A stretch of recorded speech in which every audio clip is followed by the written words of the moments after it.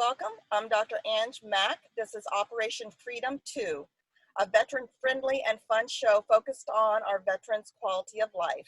And today we have with us two organizations that we're going to talk about and how they're working together. One is PACT for Animals, and the other one is the Northern Virginia Veterans Association. With PACT, we have Amy Rosigliano and Buzz Miller, and with Nova Veterans, we have Melissa Dargis, who is Support Services Director. Welcome, everyone. So I'm going to get started by just asking a question. Buzz, I understand that you are the founder of PACT for Animals. Is that correct? That is correct. So what inspired you to create this organization?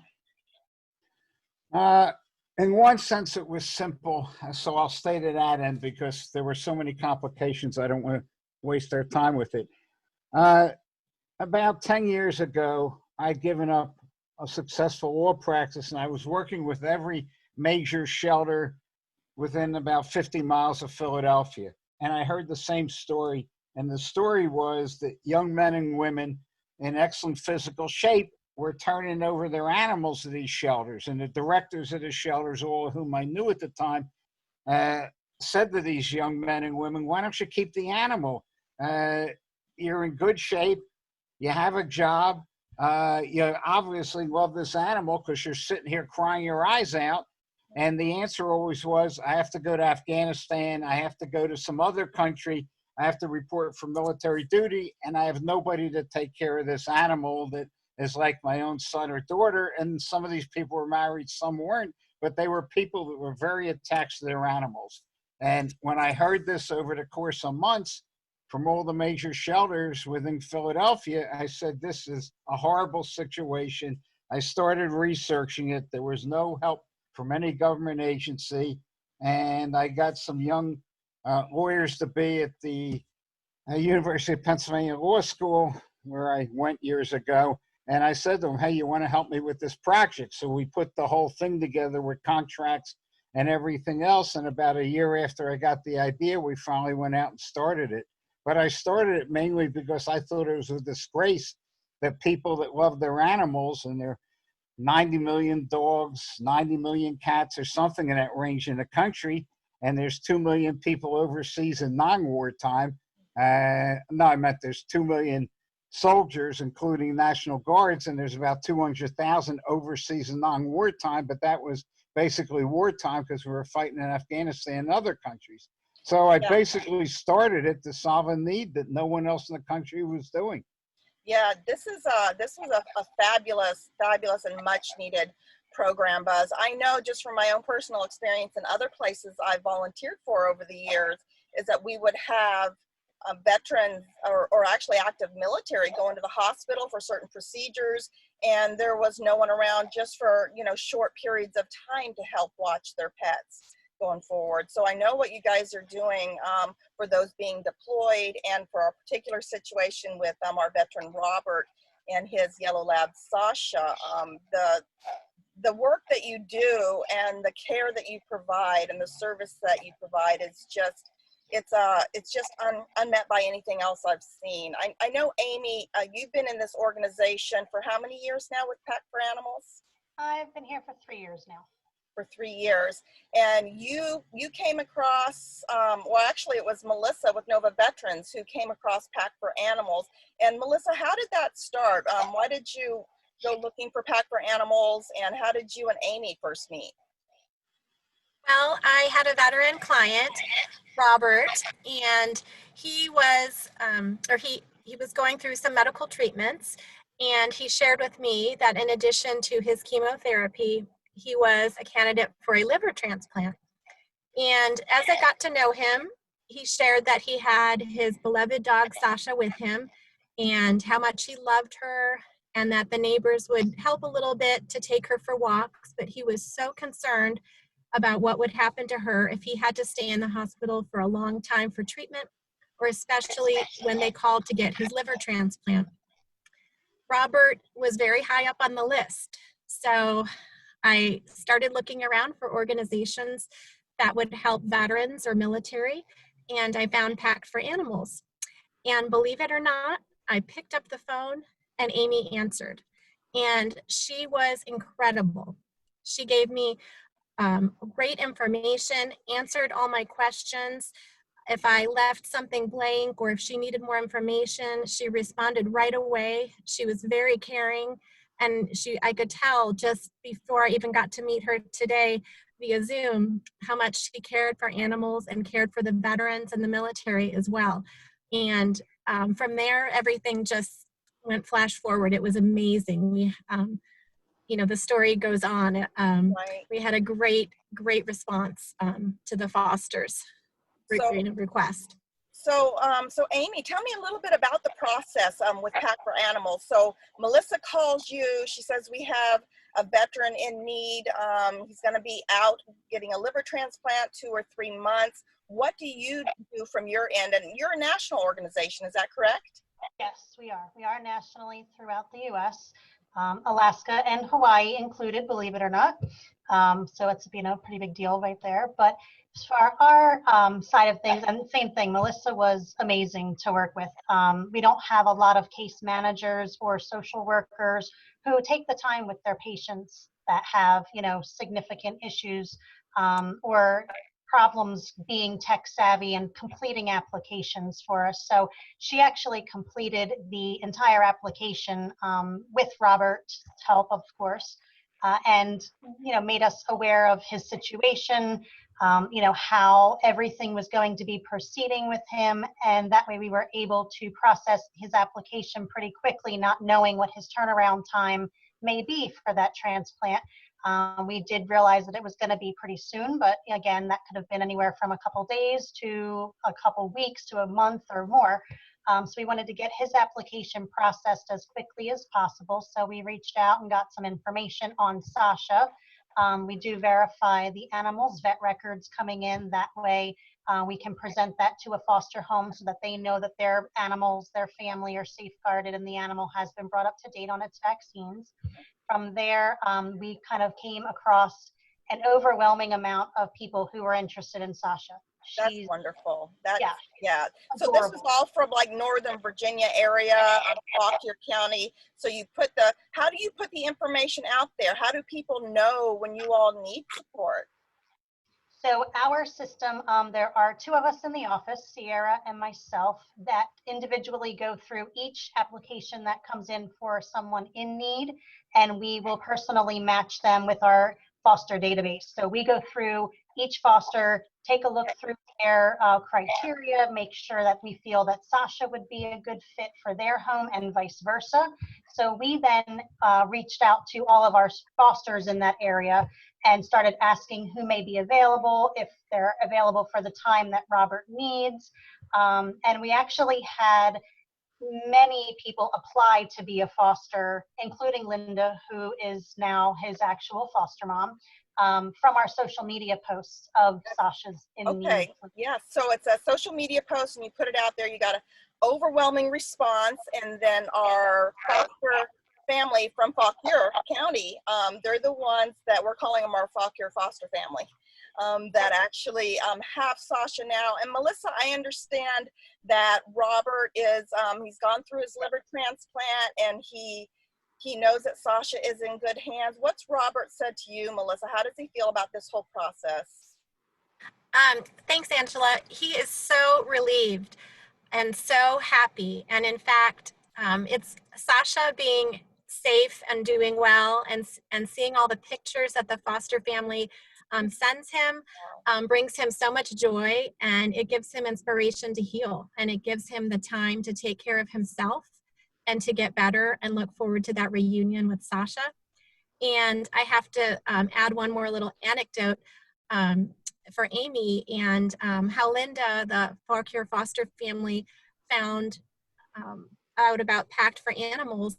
They had a dog, an older dog, who had passed away the year before, and they weren't sure if it was the right time or not, as their kids were, they're almost empty nesters growing up. And their daughter shared the PACT for Animals Facebook post with them. And that's how they became involved. And so it was just really a neat story. And I got to be there when Sasha was brought over from one of Robert's neighbors brought her over, and she was the temporary caretaker of Sasha when he first was in the hospital. And she's such a sweet dog, and Robert got pictures immediately, and he also is able to get a phone call, you know, or two from the family, and he loves it, and it's really helping him. He has such a positive mindset right now. Well, I'm sure, and Buzz, you can probably confirm this too, that so many families that get the support and individual soldiers and service members are just overwhelmed with happiness, knowing that their beloved pet's going to be taken care of.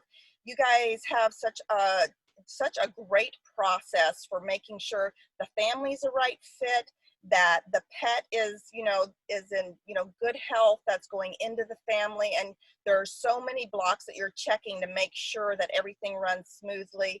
Melissa with Nova Vets, it's great that Amy mentioned how well and how quickly you responded and just took the care and the time that these types of cases needed, because Robert was not feeling well. He couldn't have gone through and done all of this as quickly. And Amy, I know you guys, as soon as we realized Robert was going in for the transplant, like within 24 hours, made sure the family was aware and that Sasha was going to be moving over to the family, and just like you guys are like a rapid response team, making sure this happens. And Buzz, I would like to ask you, knowing that this is just one of how many stories do you think PACT for Animals has right now? This is one. This is our story. We hope to have Nova Veterans hope to have many more with PACT going forward, because the need is there. Buzz, how many stories like this? I'd say somewhere between 11 and 1,200 right now, because it evolves itself every day. So we've done between 11 and 1,200.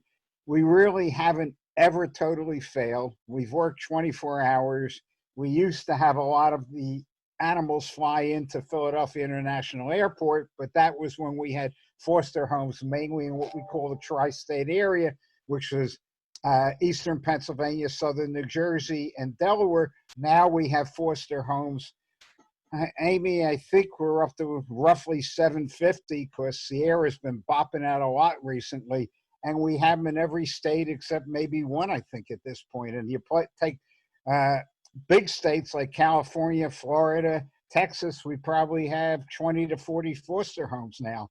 So we really are nationwide. And the thing I've never understood, and I rack my brain for this all the time, is so many people, even locally and throughout the country, have never heard of us. And, it's a free service. It's needed. You've got almost 200 million dogs and cats in this country. You have 2 million people, in the military at any given time. And there's a need for much greater assistance with people and their animals than we've been given. And you could say to us, but we've been on national TV about 15 times.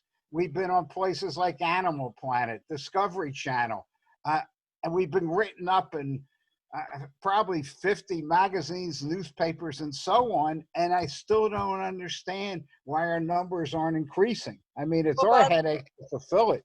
Yes, Buzz. Well, we want to help you be able to get the awareness and outreach out there. So if an organization or a person wanted to contact you, either to let them know they had a need or possibly volunteer, what's the best email, website address, or phone number they could go to?